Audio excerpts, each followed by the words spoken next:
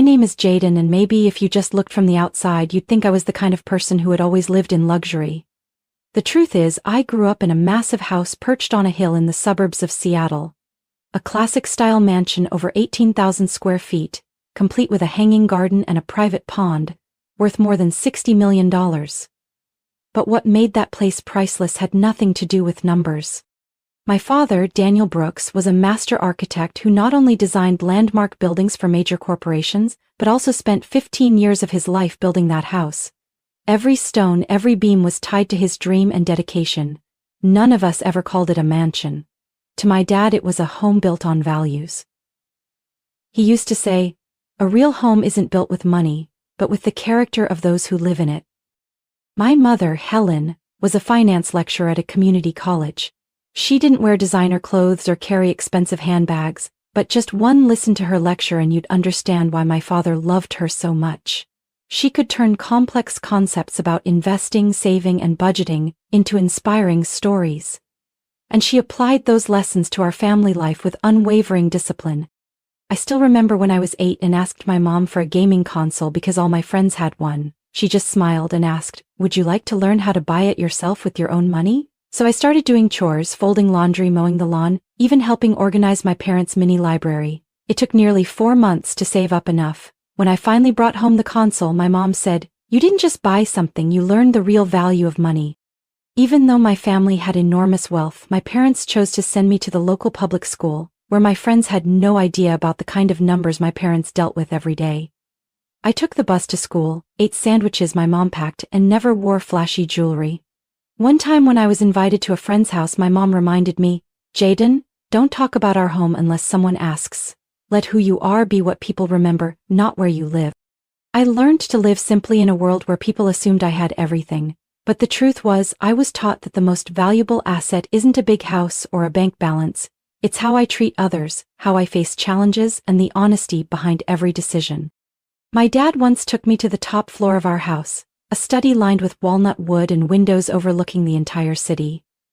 He stood there, arms crossed, looked at me and said, "Jaden, one day this house will be yours.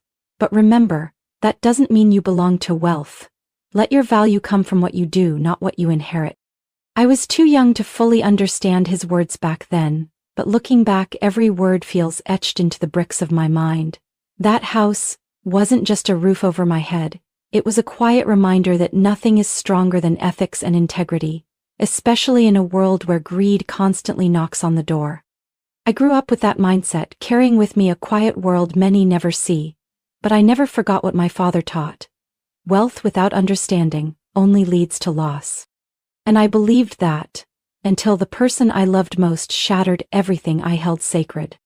I used to think that living humbly in a wealthy family was the best way to avoid judgment, but it turns out, sometimes silence itself invites people to make up stories about you. When I was 12, something happened that completely changed how I saw friendship and financial boundaries. I was in 7th grade at Rockridge Middle School, a modest school full of color and character. I had a close group of 3 friends, Chloe, Natalie, and Madison. Natalie was the most outgoing, always laughing, always talking, and the first to ask, "Jaden, is it true your house has an elevator? A private movie theater too?" I gave a half smile and didn't answer. I didn't want my friends to see me as different. I loved our lunch breaks with cookies in the cafeteria, our silly games on the field, and I truly believed what we had was genuine. Then Chloe's gaming console broke. It was a new console her dad had gifted her for her birthday, and she had proudly brought it to school. During recess, she handed it to me to try. I still remember the cold sensation in my palm when it slipped and hit the cement floor with a sharp crack. The screen went black. Chloe stared at me, not crying, but her lips trembled. I immediately apologized and said I'd find a way to fix or replace it. That evening I told my mom. She looked at me for a long moment, then gently said, "Jaden, you can apologize, you can find a repair shop, but you can't use family money to fix mistakes that weren't made with bad intentions. You'll have to take responsibility through your own effort." It took me 2 weeks of doing odd jobs and saving up before I brought the console to a repair shop near school. But when I returned it to Chloe, she didn't smile. Natalie, standing next to her, chimed in. "For someone rich like him, a few $100 is nothing. Are you even sure that's your console, Chloe?" I froze, that cold feeling returned. The next day rumors started spreading that I'd broken it on purpose to replace it with a cheaper one. That I stole Chloe's console and swapped it out. Madison didn't say anything, but the way she avoided my eyes said enough. The vice principal heard about it when a group of students submitted a complaint, something I later learned Natalie orchestrated. My dad took time off work to come to school. During the meeting with the principal, he sat silently through all the accusations, then calmly pulled out warranty documents, the repair receipt and a confirmation letter from the repair shop. He simply said, "I taught my son that the truth doesn't need to shout, it just needs to stand firm." I was cleared. Natalie and Chloe were reprimanded for spreading false information, but what I'll never forget wasn't their punishment. It was what my father whispered to me as we walked out of the school office. "Jaden, some people will only see your wallet, never your heart. Don't let those people define your worth." After that, I distanced myself from that friend group. I no longer shared much about my personal life. I learned how to politely decline when someone asked me to lend them money for lunch or hinted at me picking up the tab. I wasn't cold, just more careful. One time, Natalie bumped into me outside a grocery store and scoffed, "Still shopping at discount stores? I thought you only ate at 5-star restaurants." I just nodded. Because by then I understood one thing clearly.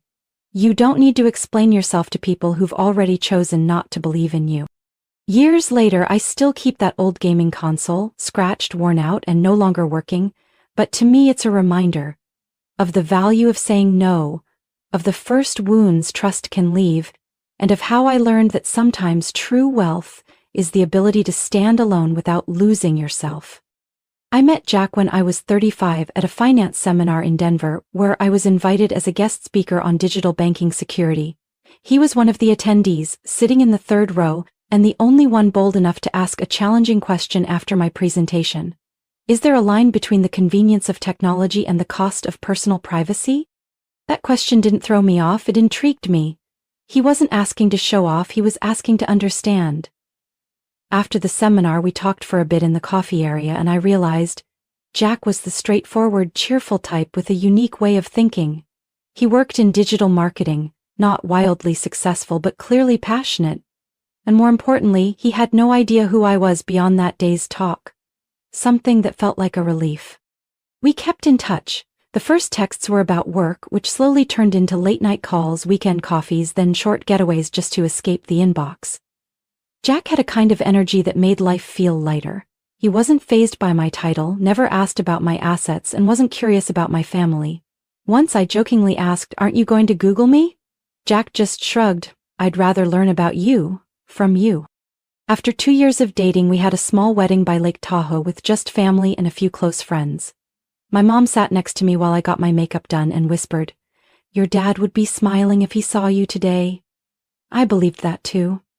If he were still alive, I think he would have liked Jack. At least at first. After the wedding, Jack moved in with me into the high-rise apartment my parents had bought for me downtown. A month later, I decided it was time to show Jack more about the home in the western hills of Seattle, the one I grew up in. I hadn't brought anyone there since my dad passed away 3 years earlier. Partly because I wasn't ready, partly because I was afraid someone would see it as a trophy. That visit happened on a sunny Saturday afternoon. When the automatic gate opened, Jack fell silent. He stepped out of the car slowly, like he was walking into another world. The slate roof, the tall windows catching the sunlight through the blazing red maple trees, the pond still shimmering like the summers of my childhood. I watched his eyes as he entered the grand hallway lined with the familiar walnut paneling and the architectural details my father once sketched by hand. "Jaden? You lived here?" His voice was hoarse. I nodded. "I grew up here." He gave a small laugh like he still couldn't believe it, but I noticed something flicker in his eyes. A curiosity I hadn't seen before. After that day, he started asking more questions. At first they seemed casual. How long did your dad take to build this? Who manages the garden? Has the house ever been reappraised? But gradually he mentioned more specific terms. Personal assets, inheritance, deed ownership, and decision rights. I couldn't deny that something inside me began to feel cautious. I didn't want to think poorly of Jack, the man I chose to marry, but I also couldn't forget my father's lessons. The one who truly loves you will respect your boundaries even when you don't explain them. A few weeks later, during dinner at our apartment, as I was pouring wine, Jack suddenly asked, "Jaden, if something ever happened to your mom, who would get ownership of the house in the Western Hills?" I froze, the glass in my hand trembling slightly. Looking him in the eye, I said, "That's a family matter, Jack, and I think you understand that." He smiled, but it wasn't the warm smile I was used to. For the first time since we met, I felt a small, thread-thin but razor-sharp distance forming between two people who once promised no secrets, and I began to wonder, was there something inside him I'd overlooked? Just because I'd trusted too soon? The message from my mom came on a Monday morning just as I was about to join a virtual meeting with a bank executive. The message was only a few words. "Jaden, your father needs you." I left the office within 10 minutes. On the way to the hospital, my mind was spinning with speculation. My father had always been healthy. Every morning he walked for an hour around the backyard garden, ate well, and never skipped his routine checkups. But when I walked into the hospital room and saw him lying there with a gaunt face, I knew things were no longer simple. He smiled when he saw me, but the eyes that once held unshakable resolve were now shadowed with exhaustion. I sat beside him, held his hand, and listened as my mother whispered, "The doctor said it's stage 4 pancreatic cancer. Surgery's no longer an option, Jaden." I don't remember exactly how I reacted. All I know is the world seemed to collapse into a single heavy ringing in my ears. I had always believed my father was unbreakable, that he would be there for every milestone in my life, but now I had to prepare to lose him. From that day on, I paused all major work commitments and rearranged my schedule to spend more time at the hospital. I read books to him, shared stories from work, and sometimes played the jazz music he used to love. In those moments, I almost forgot about the reality waiting outside. Jack at first seemed supportive. He occasionally brought snacks, asked how things were going, and picked me up late at night, but just a few weeks in, his patience started to wear thin. One night, when I came home exhausted after a long day at the hospital, Jack was standing at the door, arms crossed, his usual warmth gone. "Jaden, how long are you planning to keep this up?" I frowned. "What do you mean?" "I mean, I understand you love your parents, but our life also needs attention. You're gone all the time. I feel like I'm alone in this marriage." I stood in silence. I was too drained to argue, but inside something cracked. Was this really the man who once promised to stand by me through everything? A few weeks later, my father passed away on a quiet morning. My mother and I sat by his side, his hand holding mine until the very end. I didn't cry, I just sat there, listening to the monitor go silent, and felt a part of my heart leave with him. The funeral was held in our family's garden, simple and dignified, just as he had wanted. Throughout the ceremony, Jack was there, polite but distant. He avoided my gaze and barely acknowledged the grief I was carrying. After the funeral, my mother handed me a thick file. Inside was a carefully prepared will. My father had left me full ownership of the hillside mansion, the place he once called the heart of the family. The house was valued at nearly $5,500,000, but to me, it was priceless. Jack heard the news from a relative at the funeral, and his attitude shifted instantly. That night over dinner, he suddenly asked, "So, what are you planning to do with that house?" I looked at him, a sense of caution rising in me. "I haven't thought about it yet. Everything's still too fresh." He nodded, then added, "I was just thinking, if both of us were on the title, it might make things easier later. Legally, I mean." I didn't respond, but my heart tightened. For the first time, I felt Jack was looking at my father's legacy not as a family heirloom, but as a prize to be claimed. A few days later, I got a call from the family attorney. Mr. Peterson, my father's longtime friend. He confirmed that all the transfer documents were finalized and I was the sole legal owner of the house. I stood on the second-floor balcony of the mansion that windy afternoon, looking out at the garden my father once tended with his own hands, and I silently promised him I would protect this place no matter what. But I never imagined that the first person I'd have to protect it from would be the man sleeping next to me each night. 6 weeks after my father's passing, the atmosphere in our shared apartment had grown increasingly tense. Jack could no longer hide his restlessness. He started asking non-stop questions about the legalities of the house I had just inherited, and even though I gave clear answers repeatedly, he kept circling back to the same topic. One evening as I was looking through my father's old keepsakes in the study, Jack showed up at the door with a more serious expression than usual. He handed me a stack of papers, placed them on the desk, and said casually, "I just met with a lawyer named Jerry Peterson. He knows a lot about inheritance laws in Washington. I think we should co-own the house to avoid future complications." I stared at him. "Jack, what are you saying? Why would the ownership need to be changed?" He shrugged, trying to seem harmless. "We're married, Jaden. What's yours is mine, right? It's just a formality." I sat up straight, my heartbeat quickening. "No, that house is a personal inheritance directly from my father, and you know that." He stayed quiet for a few seconds, then smiled, but the warmth was gone from his eyes. "Well then, I guess you won't be surprised to hear I already did it." I froze. "You did what?" Jack pulled out his phone, opened an email, and slid it toward me. It was a scanned copy of a property transfer form, stamped, "Pending Review." My name, Jaden Brooks, had been crossed out in red ink, replaced with Jack E. Nolan. I was stunned. "What the hell did you do?" "Jerry said I could process the paperwork as a spouse if I could prove vested interest. And guess what? I already paid him $300,000 up front." I shot to my feet, my voice trembling.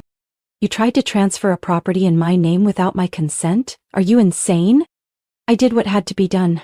If you won't share, I have to protect myself. We can live like roommates if that's more comfortable for you. Otherwise, I think divorce is a reasonable option." Every word hit like a cold blade. The man I once thought would hold my hand through life now stood before me like a stranger, calculating and cold. I took a step back, struggling to stay calm. "Jack, what you've done isn't just illegal, it's betrayal. You took advantage of me, and the trust I gave you." He crossed his arms, smirking.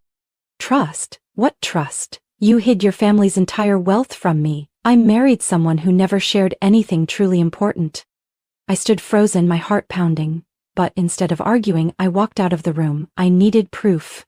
I needed to know if what he said was just a bluff.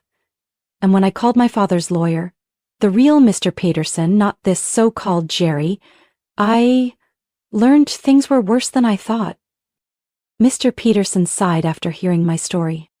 "Jaden, there's no licensed attorney named Jerry Peterson in this state. You've been scammed, and if Jack paid that person, he may have fallen victim to a legal fraud." It felt like the air was sucked out of my lungs. Jack hadn't just tried to steal my inheritance. He'd also been gullible enough to lose a fortune in the process. But the deepest hurt didn't come from the financial loss. It came from realizing I had loved and trusted someone completely unworthy. That night I came home to find Jack sitting at the dining table, his face pale. "Jerry's not answering his phone. I think I've been scammed." I didn't yell. I didn't curse. I simply placed the original property documents that Mr. Peterson had just sent on the table, along with a copy confirming I was the sole legal owner of the house. "You've crossed a line, Jack, and I have no reason to stay with you anymore." He opened his mouth to speak, but I raised my hand to stop him. "There's no explanation that can fix the trust you destroyed." I walked out of the room, quietly. But inside, a door had closed for good. And I knew, from that moment on, Jack was no longer part of my journey. 3 days after that final confrontation, I officially moved out of the apartment Jack and I had once shared. I took nothing but a suitcase of clothes and a wooden box holding the letters my father had written. Everything else, the memories, the dreams, and the promises, I left behind like someone letting go of a stone sinking to the bottom of a lake. I moved back to the hillside mansion, once the home of my childhood, now the only peaceful place I had left.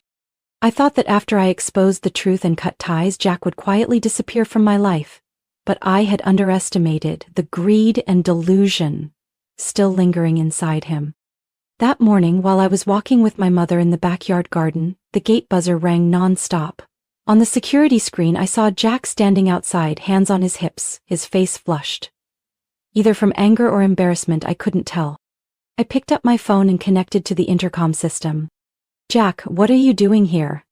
He looked straight into the camera, his voice loud and firm. "Jaden, I have a right to enter this house. You're holding it unlawfully. We need to talk." I responded calmly. "I'm the legal owner. If you don't leave, I'll call the police." As if he had anticipated my reaction, Jack pulled a stack of papers from his coat pocket. I had a new lawyer go over everything. You think you're smart, but I'm not naive anymore. I didn't say another word. I immediately called the security team. Less than 5 minutes later, 2 security officers arrived and asked Jack to leave the premises. He resisted, yelling that he was the victim, that he'd been tricked, that I had no heart. But I didn't go outside. I just stood behind the glass door watching him scream at the sky, while the men who once worked for my father stayed silent and did their jobs.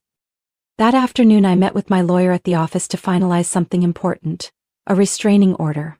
I no longer wanted to live with the fear that Jack might show up at my door, switching between begging and threatening. Just as we were about to finish, my phone buzzed. A message from an unknown number appeared. Jack was scammed out of $360,000. Jerry is a fake name, not licensed in any state. The message came from an old acquaintance in the legal field who had once worked with Jack on a marketing project. He knew Jack was spiraling, having lost his money, his reputation, and his marriage. It turned out that the lawyer Jerry Jack had blindly trusted was actually a professional con artist. He had been investigated multiple times for impersonating legal professionals and scamming the gullible. Jack had wired him a massive amount, $360,000, to speed up the transfer of ownership, only to receive a series of forged documents, so well crafted they nearly fooled me too. I should have felt vindicated, but in truth I just felt empty. Jack had thrown himself into the abyss and no one could pull him out but himself. That evening I sat alone in my father's old library, the soft light glowing across the polished wooden desk. I opened a drawer and took out the letter my father had written to me before he passed, a familiar, steady handwriting that calmed me just by looking at it. My dear Jaden, if one day you find your trust betrayed, remember, trust is the most precious thing we build. It takes time to create but can vanish with a single lie. Don't mourn what was lost, because losing what's unworthy is sometimes the only way to keep yourself. I folded the letter and took a deep breath. I knew I had crossed into a new chapter of life, without Jack, without the dreams others once tried to exploit. And if my father had left me anything more valuable than the hilltop estate, it was the strength I held in that moment. Outside, the breeze whispered through the maple trees. I could hear my mother laughing with the gardener. Life was moving on, and for the first time in years, I felt like I was truly in control. Not just of the house, but of my heart. The divorce proceedings moved faster than I expected, perhaps because Jack no longer had the strength to fight. He had no lawyer, no money, and most importantly, no trust left from me. We signed the papers at a small office in downtown Seattle, a place where no one knew my name or my past. So different from the sunny, laughter-filled wedding by Lake Tahoe just 2 years before. Jack didn't say much during the signing. He just kept his head down, dark circles under his eyes, his hands trembling slightly. When the final stamp hit the paperwork, I stood up first. I hope you find your way back to yourself. That was all I could say without letting my heart lose direction again. I returned to the estate and extended its familiar calm by transforming my father's old room into a space for meditation and reading. My mother, after staying with me for some time, began focusing on herself, taking art classes, gardening, walking every morning. The house, once wrapped in grief, was slowly breathing again. Then came the day of my father's first memorial. We kept it simple, just a few close friends, some longtime colleagues and neighbors who had known our family since I was a child. Everything was thoughtfully prepared, from the small altar in the library to the white flowers lining the walkway. The setting was solemn but still warm.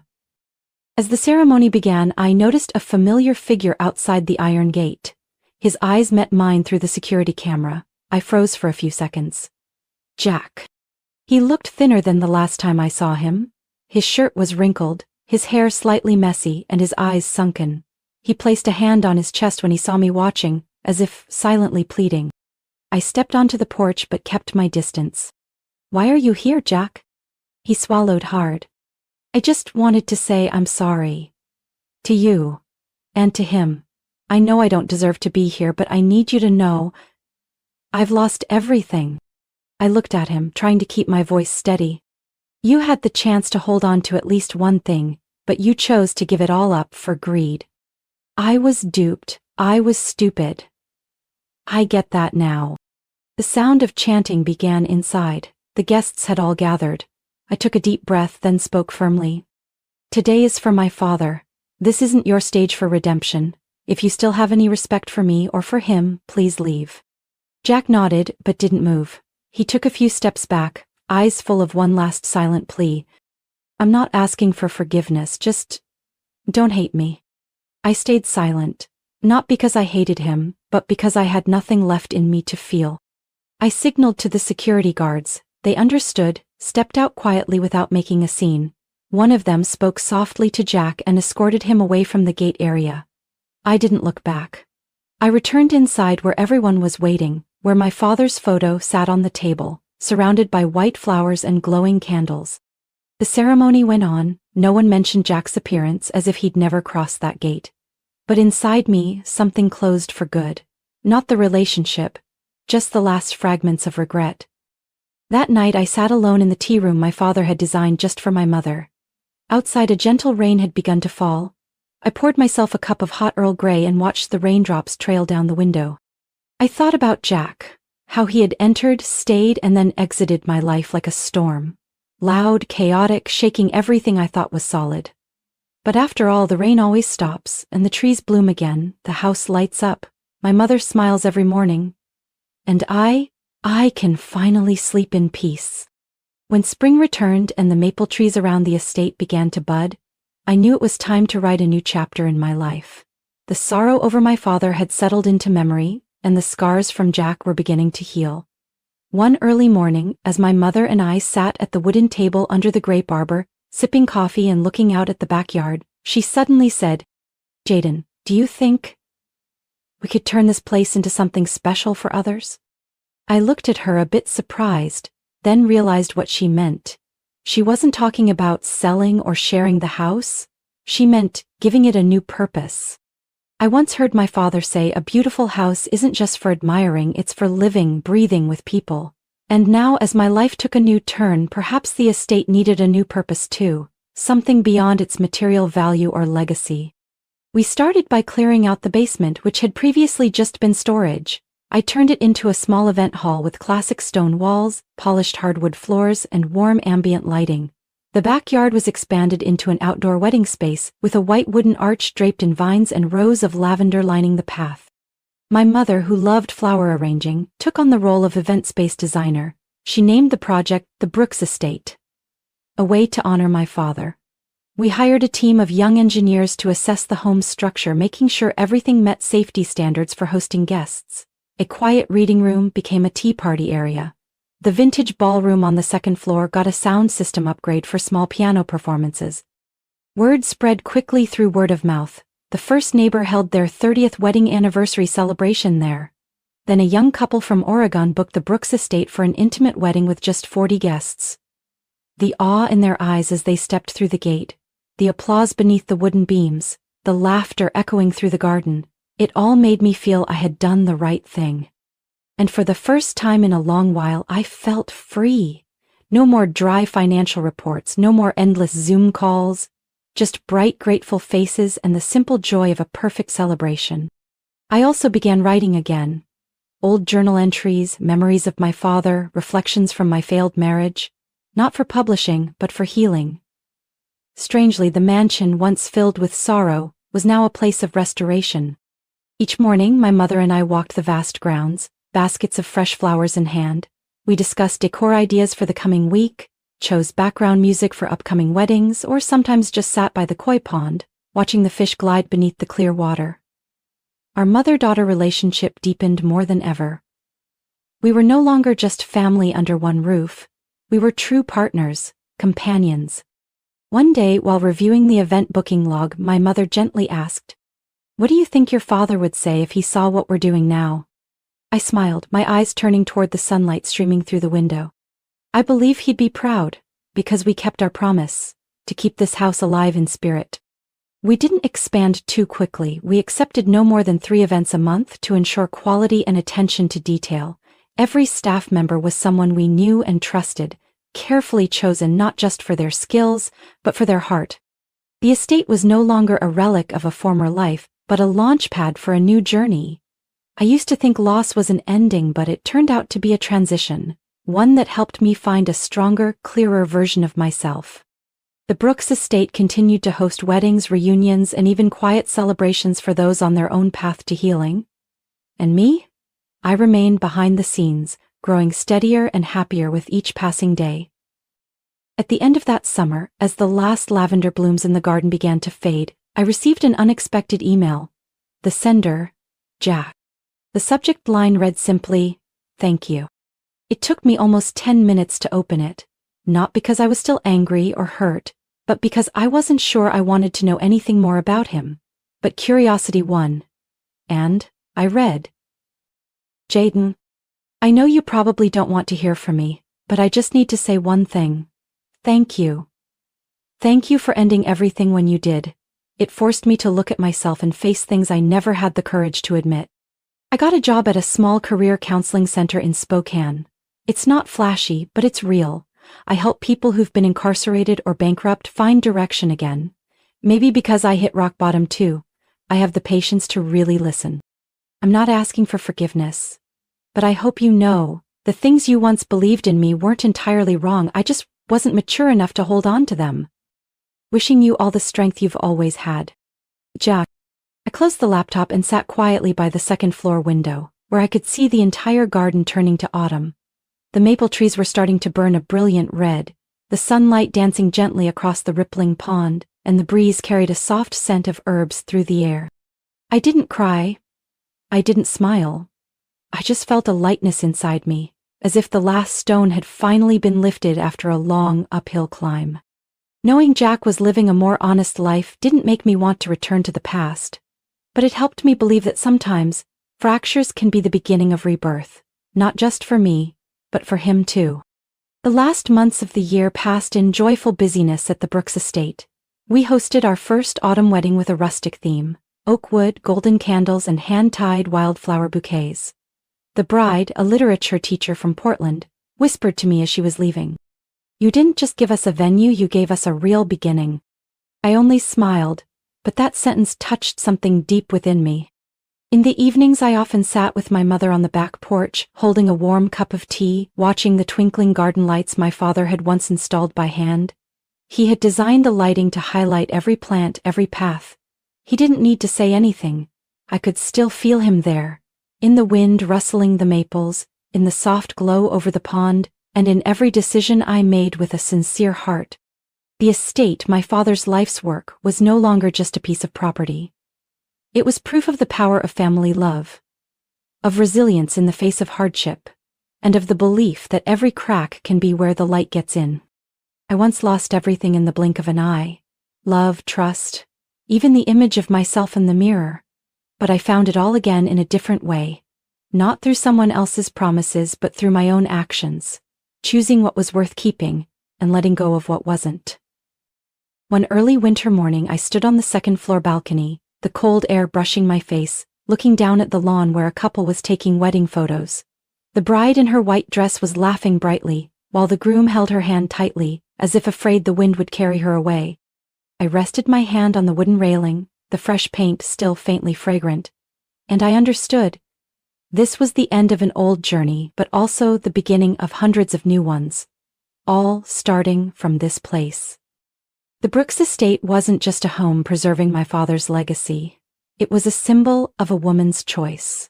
A woman who once lost her way but found herself again, strong, independent, and no longer needing anyone else to define her worth.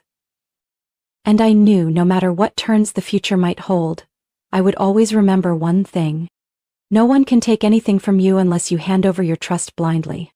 And sometimes, the only way to protect your most precious inheritance is to learn how to let go at the right time. From my own story, I've realized that loss isn't always the end, it can be the beginning of growth. I once loved, trusted the wrong person, and fell because of things I couldn't control.